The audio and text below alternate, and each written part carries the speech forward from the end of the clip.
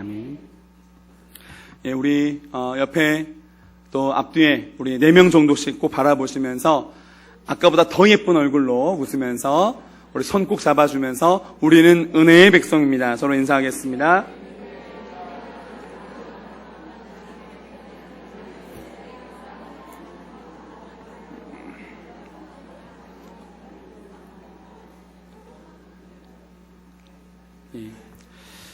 재작년 2014년부터 여름부터 오후 제양 예배든 수요 예배든 이렇게 말씀을 전해야 할 일이 있을 때 주께서 마음을 주셔서 전하게 된 본문이 있습니다. 바로 사무엘상과 사무엘하입니다.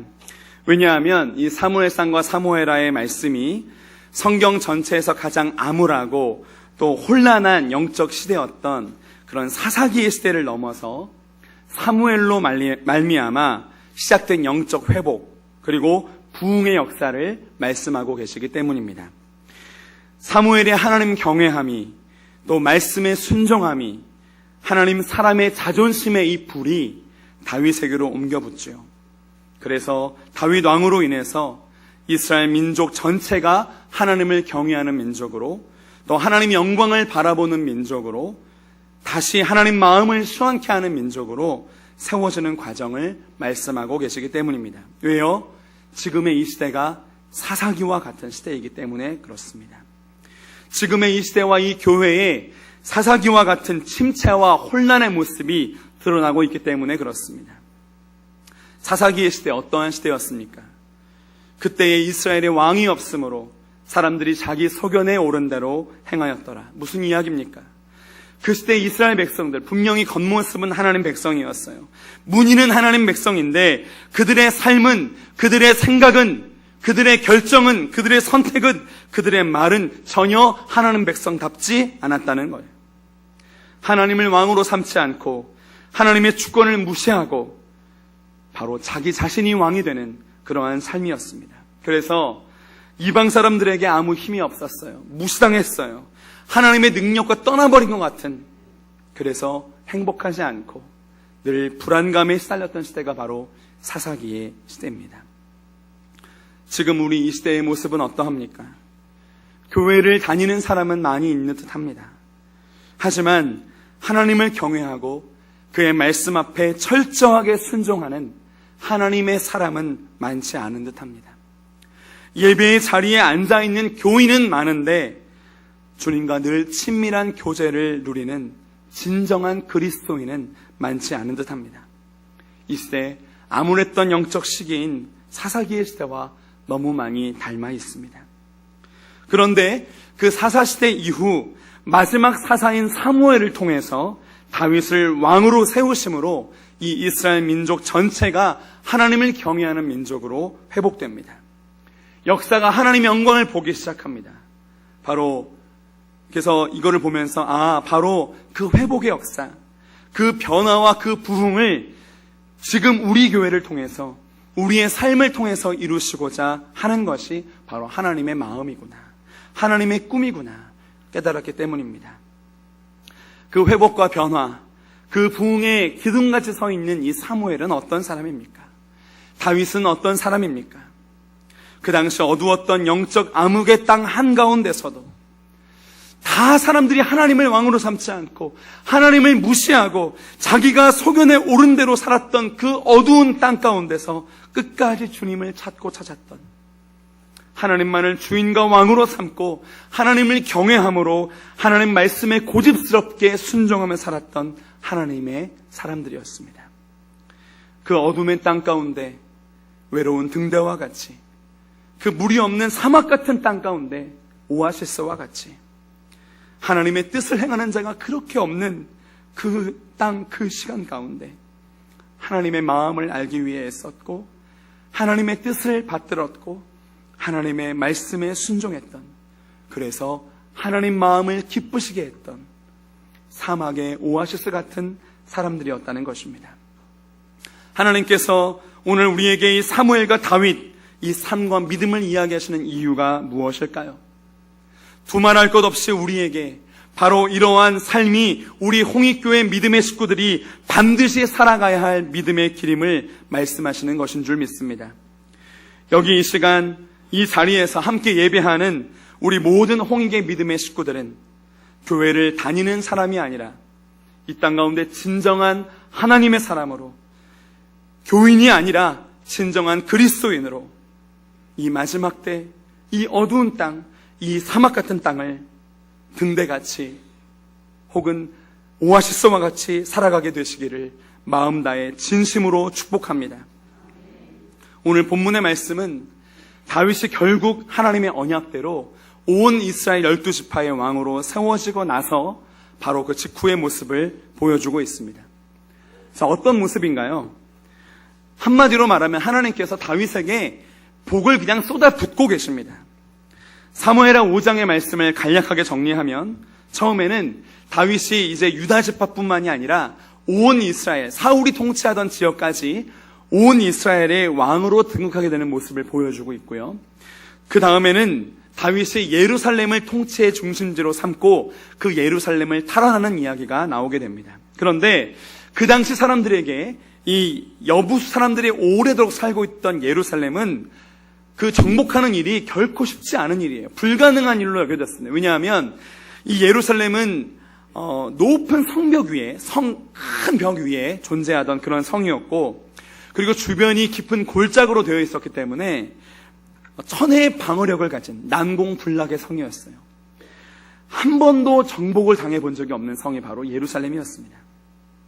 그런데 다윗이 이제까지 예루살렘을 공격했던 수많은 세력들이 한 번도 써본 적이 없는 아주 신기한 방법으로 그 예루살렘을 정복하게 되죠. 그렇게 다윗이 그 정복하기 어렵고 불가능하다고 여겨졌던 예루살렘을 한 방에 정복하면서 굳건하게 왕위가 세워져 갈 수 있었던 그 결정적 이유를 하나님께서 직접 말씀하십니다. 자, 오늘 우리가 읽은 본문의 말씀이 11절부터죠. 그 바로 앞에 우리 10절 말씀 함께 읽어보겠습니다. 사무엘하 5장 10절 말씀 다 같이 읽어봅니다. 시작. 만군의 하나님 여호와께서 함께 계시니 다윗이 점점 강성하여 가니라. 아멘. 왜 이렇게 다윗이 이 모든 일들을 행할 수 있었느냐? 하나님께서 늘 다윗과 함께 계셨기 때문이라는 거예요. 왜 하나님께서는 다윗과 함께 계셨습니까? 여러분, 누구와 함께 있고 싶을 때가 있으시죠? 그죠? 누구와 함께 있고 싶으십니까? 예쁜 사람, 안 예쁜 사람? 네? 좋은 사람, 안 좋은 사람? 내가 좋아하는 사람, 내가 보기에 예쁜 사람, 내 마음에 드는 사람, 내가 사랑하는 사람과 함께 있고 싶은 거 아닙니까? 하나님 마음이 그러셨다는 거예요. 다윗이 너무 예쁜 거야. 너무 좋고 너무 사랑스러운 거야. 하나님 마음에 쏙 들었어요. 그래서 함께 있고 싶으셨습니다. 그리고 놀라운 복과 승리를 부어주고 계십니다. 그 장면이 바로 오늘 우리가 읽은 본문의 말씀이에요. 11절과 12절까지는 그 당시 정말 잘 나가던 무역의 나라였던 이 두로라는 나라의 히람 왕이 다윗의 왕궁을 지어줍니다. 최고의 목수와 최고의 석수들을 보내고, 그리고 최고의 재료 백향목을 많이 보내면서 이 왕궁을 지어줍니다. 왜 그렇습니까? 이웃 나라의 왕에게 그만큼 다윗이 커 보였기 때문이에요. 그만큼 다윗이 존귀하게 느껴졌다는 것입니다. 13절부터 16절까지는 다윗 자녀를 많이 낳았다는 것은 하나님 복의 상징이죠. 17절부터 25절까지는 다윗이 블레셋 사람들을 쳐서 무찌르는 역사를 보여줍니다. 이스라엘 민족이 활동하는 공간에서 이제 완전히 블레셋 사람들을 몰아내는 그런 장면이에요. 무엇입니까? 이처럼 계속해서 이스라엘 민족을 괴롭혀왔던 이 블레셋 군대를 완전히 몰아내고 승리할 수 있도록 누가 싸우셨다고요? 하나님께서 다윗의 손을 붙잡고 친히 싸우셨다는 말씀입니다. 하나님 왜 이렇게 엄청난 복을 부어주십니까? 예루살렘 성을 정복하게 하심으로 불가능한 일을 이루게 하시고, 다른 나라의 왕이 친히 왕궁을 지어줄 만큼 다윗의 이름을 크고 높고 존귀하게 만들어주시고, 계속해서 이스라엘 민족을 괴롭혔던 블레셋을 완전히 몰아내시도록 다윗 앞에서 친히 싸워주십니다. 하나님은 다윗이 뭐가 그렇게 예쁘셨을까요? 하나님은 다윗이 무엇이 그렇게 마음에 드셔서 늘 함께 하시고 이렇게 큰 복을 부어주고 계신 걸까요? 그 하나님의 마음을 알 수 있는 답이 오늘 우리가 읽은 본문의 말씀에 있습니다. 두로 왕 히람이 최고의 재료를 가지고 다윗의 왕궁을 지어주고 나서 다윗이 뭐라고 고백을 합니까? 우리 12절 말씀 함께 읽겠습니다. 12절, 자, 같이 읽습니다. 시작. 다윗이 여호와께서 자기를 세우사 이스라엘 왕으로 삼으신 것과 그의 백성 이스라엘을 위하여 그 나라를 높이신 것을 알았더라. 다윗이 무엇을 알았다고 말합니까? 내가 이렇게 왕이 되고 이렇게 커지고 높아지고 존귀해진 그 이유가, 그 근원이 무엇이라는 것을 알았다는 거예요? 누가 하신 일이다? 여호와 하나님께서 나를 높여주시고 여호와 하나님께서 나의 나라를 높여주고 계시는 거나를 정확하게 알았다는 거예요. 다윗은 자신이 어떤 힘으로 인하여 이렇게 왕으로 세워졌는지를 알았습니다. 누구의 능력으로 이렇게 존귀함을 얻게 되었는지를 다윗은 정확하게 알고 있었습니다. 나의 이 받고 있는 복이, 나의 승리가 누구로부터 말미암았다는 것을 정확하게 알고 고백하였다는 것입니다. 여러분, 하나님께서 가장 싫어하시는 사람이 어떤 사람일까요? 하나님이 가장 미워하시는 사람은 누구일까요? 바로 교만한 사람입니다. 그렇지만 반면 하나님께서 가장 좋아하시고 가장 존귀히 여기시는 사람이 있습니다. 누구입니까? 바로 겸손한 사람입니다. 다윗은 하나님 앞에 겸손한 사람이었다는 거예요. 그의 자리와 위치와 그의 신분이 바뀌어도 하나님 앞에 끝까지 겸손한 사람으로 서 있었다는 것입니다. 여러분, 겸손이 무엇입니까? 우리가 어떤 집에 놀러 가서 또 식탁을 함께 나눌 때 보통 우리 아줌마들, 우리 엄마들은 어떻게 합니까? 상을 쫙 펴놓고 어떻게 상을 차려요? 상다리가 휘어지도록 차리죠. 딱 차려놔요. 빈 공간이 없어요. 그리고 뭐라고 말합니까? 차린 건 없지만 많이 드세요. 여러분, 이것이 겸손입니까? 겸손은 겉으로 보이는 낮은 자세만을 말하는 것이 아닙니다. 겸손은 나의 인생이 하나님으로부터 말미암았음을 고백하는 중심, 그로 인해 모든 길과 나의 모든 심령이 하나님 앞에 꽁꽁꽁 매여있는 삶 자체를 의미합니다. 겸손은 겉모습으로 판단할 수 없습니다. 말씀을 준비하는 가운데 주님께서 주신 깨달음이 하나 있어요. 겸손이란 나 자신이 누구인지를 정확하게 아는 것이다 라는 하나님의 마음입니다. 아, 나는 하나님으로부터 말미암았구나. 아, 나는 하나님의 은혜와 사랑으로 인해서, 그의 자비로 인해서 여기 있는 것이구나를 정확하게 알고 있는 것, 그것이 겸손의 시작이라는 거예요. 출애굽기 3장과 4장에서 모세의 모습을 보십시오. 하나님께서 이스라엘 민족의 출애굽 지도자로 모세를 부르실 때 모세가 뭐라고 대답합니까? 3장 11절에 보니까 내가 누구라고 합니까, 주님? 4장 10절에 보니까 나는 본래 말을 잘하지 못해요. 입이 뻣뻣하고 둔한 자입니다. 4장 13절에 보니까 주여 보낼 만한 자를 좀 보내소서. 무슨 얘기예요? 저 못합니다. 저 안 돼요. 자세가 상당히 겸손해 보이죠. 하지만 모세는 무엇을 빼고 있습니까? 무엇을 무시하고 있습니까? 출애굽기 3장 12절에 내가 반드시 너와 함께 하리라. 4장 11절 가라, 내가 내 입과 함께 있어서 할 말을 가르치리라. 그 모든 상황과 조건에서 하나님을 쏙 빼버렸어요. 나와 함께 하시면 나의 능력이 되시는 하나님을 무시했어요. 나에게 은혜를 부어주시고 나를 끝까지 책임지실 하나님을 잊어버렸어요. 무엇입니까? 겸손해 보이지만 교만이었습니다. 하지만 사무엘상 17장 골리앗 앞에 선 다윗의 모습을 보십시오. 17장 45절에 다윗이 블레셋 사람에게 이르되 너는 칼과 창과 단창으로 내게 나아오거니와 나는 만군의 여호와의 이름 곧 내가 모욕하는 이스라엘 군대의 하나님의 이름으로 내게 나아가노라. 다윗의 인생 앞에 누가 있다고요? 내 앞에 누가 버티고 서 계시다고요? 나는 누구로 말미암았다고요?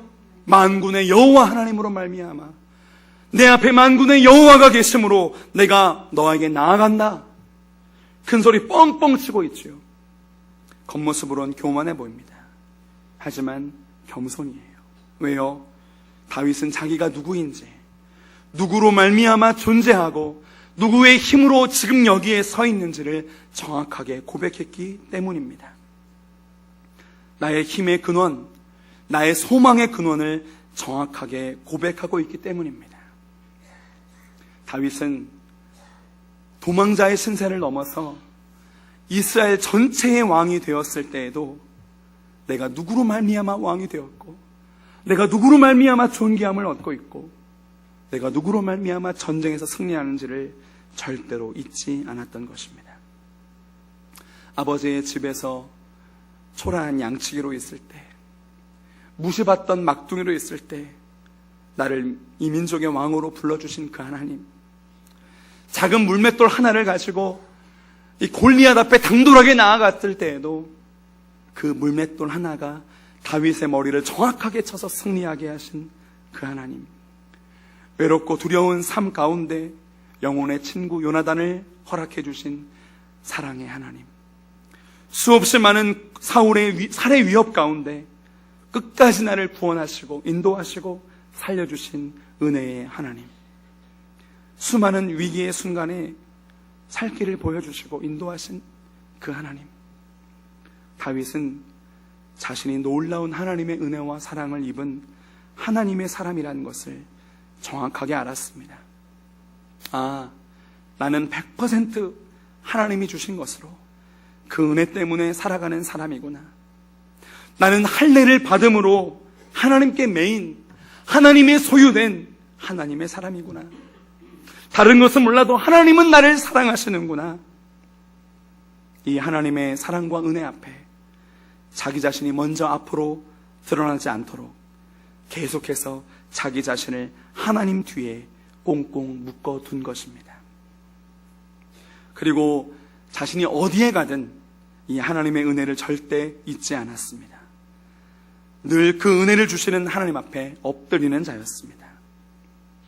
이 다윗의 변함없는 겸손함이요, 내가 누구인지를 절대 잊지 않고 나는 하나님으로 말미암아 여기 서 있는 그런 사람이다.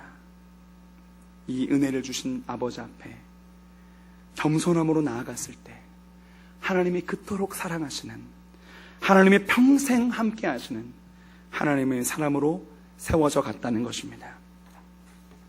어떤 형편과 상황에서도 변함없이 내가 하나님의 은혜와 사랑 안에 담대함을 얻고 하나님의 은혜와 사랑을 누림으로 인한 이 땅의 모든 삶도 감사함으로 기쁨으로 살아내는 그 사람, 하나님의 말씀 아래, 하나님의 은혜 아래, 하나님의 뜻 뒤에 자신을 철저하게 꽁꽁 메어놓은 사람, 그 사람이 다윗이 그랬던 것처럼 이 어두운 땅 가운데, 이 사막 같은 땅 가운데 하나님의 그토록 기쁨이 되는, 하나님의 사랑하시는, 하나님이 함께하기 원하시는 하나님의 사람인 줄 믿습니다.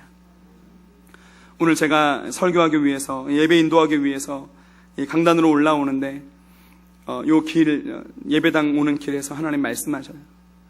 재인아, 네가 설교했지. 겸손함은 내가 누구로 말미암아 존재하는 것인지를 명확하게 안다는 것이라고 네가 설교했지. 다윗이 그런 삶을 살았다고, 하나님을 잊지 않았다고 네가 설교했지. 그러면 지금 네가 서 있는 이곳도 나로 말미암은 것 인정하냐? 네, 인정합니다. 그때 하나님께서, 그래, 내가 너의 앞 모든 길을 인도하겠다. 내가 너의 삶을 책임지겠다. 이렇게 말씀하신 음성을 들으며 이곳에 올라오게 되었습니다. 지난 주간에 우리나라 최고의 대기업의 총수, 그 작고 약했던 기업을 전 세계 초일류 기업으로 성장시킨 최고의 능력과 지혜와 지략, 부를 가졌던 전 세계 최고의 부자 반열에 있었던 그 사람이 지금 어떠한 스캔들 가운데 있는지, 지금 어떠한 건강 상태에 있는지 우리가 보고 있지요. 여러분, 내 인생은 하나님 안에 있다. 내 인생은 하나님의 손에 쥐어져 있다. 하나님이 세우셔서 내가 지금 여기에 살고 있다. 이것을 인정하지 않는 모든 사람은 마지막 그 인생 물거품이 될 수밖에 없음을 우리가 기억해야 할 줄 압니다.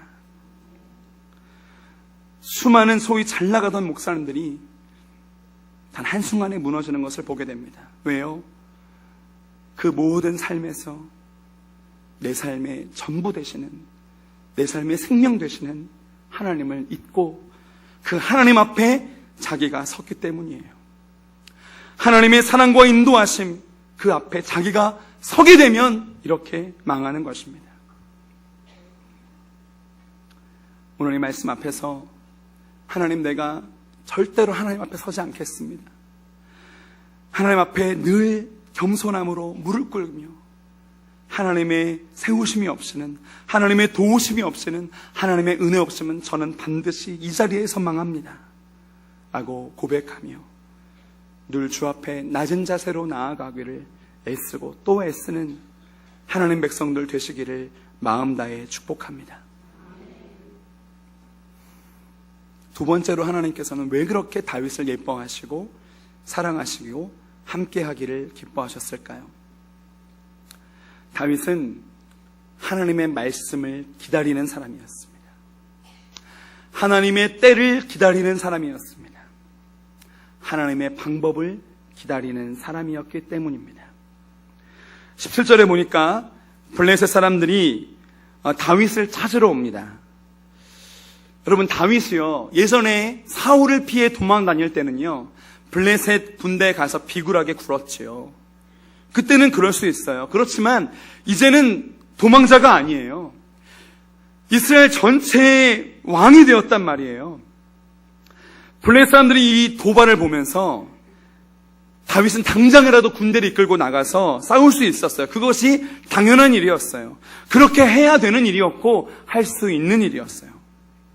이제 이스라엘 왕으로서 자신의 자리를 온 나라, 이 블레셋에도 확고하게 세울 수 있는 절호의 찬스였습니다.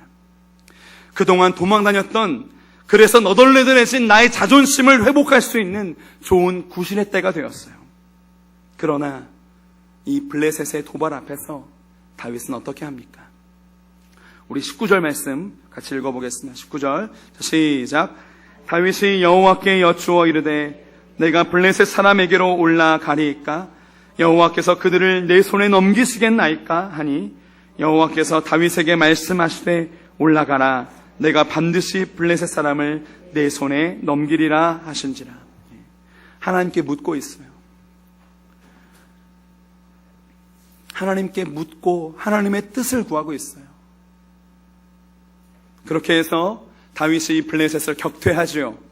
다 흩어버립니다. 그래서 바알브라심, 여호와께서 흩으셨다라고 하는 그 지역 이름을 상정을 하고, 하나님께서 나 대신 싸워서 이기신 거라고 또 하나님의 이름 높이는 다윗의 모습을 볼 수 있습니다. 그런데 블레셋이 다시 공격을 해와요. 블레셋 입장에서 분했나 봐요. 이 다윗이 예전에 우리 밑에 있던, 우리에게 생명을 구걸하던 그 사람이 지금 우리를 쳐서 이기고 있거든요. 다시 공격을 합니다. 다윗이 화가 나겠어요, 안 나겠어요? 화나죠. 불이 끓어오르죠. 내가 이제 왕인데, 내가 온 이스라엘의 왕인데, 나 이제 도망자의 신세가 아니, 내가 이렇게 바뀌었는데 니들이 나를 무시해? 좋아, 붙어보자. 이렇게 나갈 수 있어요. 다윗은 그렇게 하지 않습니다. 어떻게 합니까? 우리 23절 말씀 다시 읽어보겠습니다. 시작. 다윗이 여호와께 여쭈니 이르시되 올라가지 말고 그들 뒤로 돌아서 뽕나무 숲을 맞은편에서 그들을 기습하되. 또 하나님께 묻고 있죠. 또 하나님께 구하고 있죠. 하나님 앞에 다윗이 묻습니다. 기도합니다. 기도하기 전에는 아무런 말도, 아무런 행동도, 아무런 결정도, 아무런 선택도 하지 않았습니다. 하나님의 뜻을 확인하고 때를 확인하고 방법을 배울 때까지는 움직이지 않았습니다. 다윗이 훌륭한 것이 계속해서 이러한 하나님 앞에 묻고 또 묻고 기다리고 하나님 뜻이 보이면 한 발짝 나아가고 하나님의 때를 보게 되면 한 발짝 나아가고 하나님 방법을 주시면 그 방법대로 한 발짝 나아가는 이 하나님 앞에서의 기다림의 자세를 끝까지 유지하였다는 거예요. 다윗이 도망자 신세였을 때에는요, 하나님께서 약속만 하셨지 아직 내가 왕이 되기 전에는 묻는 게 당연하죠. 왜냐하면 그때는 정말 연약할 때고 정말 길을 모를 때고 정말 무능할 때니까요. 그렇지만 이제는 왕이지 않습니까? 12지파 모든 민족이 이 왕을 우러러보고 있지 않습니까? 모든 군대가 다윗 한마디 말에 움직일 준비가 다 되어 있지 않습니까? 다윗의 상황과 조건과 자리는 바뀌었습니다. 하지만 다윗은 어떻게 합니까? 그 전쟁의 두려운 위기 상황 앞에서 하나님의 뜻과 방법을 기다립니다. 여러분, 우리가 살아가고 있는 이 세상은요, 마지막 때 영적인 싸움터입니다. 사탄은요, 우리의 겉모습은요 그냥 놔둡니다. 교회는 다녀도 좋다, 교인으로 머물고 있는 것 좋다, 이 교회에 등록 교인으로 되어 있는 것은 인정하겠다, 직분을 얻는 것도 좋다, 더 큰 일을 감당하는 것도 내가 용납하겠다. 그러나 이 세상을 변화시키는 아름다운 하나님의 사람은 되지 마라. 수많은 사람들을 주께로 인도할 그리스도인은 될 수 없다. 진정한 하나님의 사람으로 사는 길을 막고 있어요. 진짜 그리스도인으로 이 마지막 때에 하나님 앞에 믿음으로 세워지는 그 그리스도인으로 서지 못하도록 우리를 계속해서 공격하고, 거기까지만 해라, 이 결정은 네가 해라, 감정이 올라오면 그대로 말해라, 네 분이 풀릴 때까지 해라, 이렇게 우리를 조종하고 있습니다. 우리가 이 싸움터에서 존재하고 승리할 수 있는 방식이 무엇입니까? 우리의 호흡 무엇입니까? 기도입니다. 영적인 싸움을 살아가는 우리의 인생, 기도는 바로 성도가 존재하는 방식입니다. 우리가 어떤 일이든 기도하고 하는 일은 하나님의 일이 되지만, 기도하지 않고 하는 모든 일은 사람의 일이 됩니다. 기도하고 행하는 모든 하나님의 일들은 열매를 맺고 영광의 승리가 있지만, 기도하지 않고 하는 모든 일들은 지금은 잘 될지라도 마지막에 물거품처럼 되는 것입니다. 기도는 나의 인생과 이 모든 것을 하나님께 맡기는 것입니다. 왜요? 나는 하나님 없으면 아무것도 아닌 무능한 존재니까요. 나는 무력하고 연약한 죄인이니까요. 지혜 없이 아무것도 모르는 그러한 부족한 존재이니까요. 주님, 내 힘으로 안 됩니다. 주님의 은혜와 힘으로만 됩니다. 주님, 나는 무능합니다. 연약합니다. 그래서 주의 은혜가 필요합니다. 주의 능력이 필요합니다. 주의 지혜가 필요합니다. 이로 말미암아 하나님께서 친히 싸우심으로 승리하게 하는 실제적인 일, 그 고백이 바로 기도입니다. 여러분, 기도는 내가 원하는 것을 얻어내기 위한 수단이 절대 아니에요. 그것이 기도가 아니에요. 기도는 고백입니다. 하나님, 어떻게 하면 좋을까요? 하나님, 저 모르겠어요. 아무것도 할 수 없어요. 하나님, 가르쳐 주세요. 은혜를 주세요. 지혜를 주세요. 하나님, 길을 보여주세요.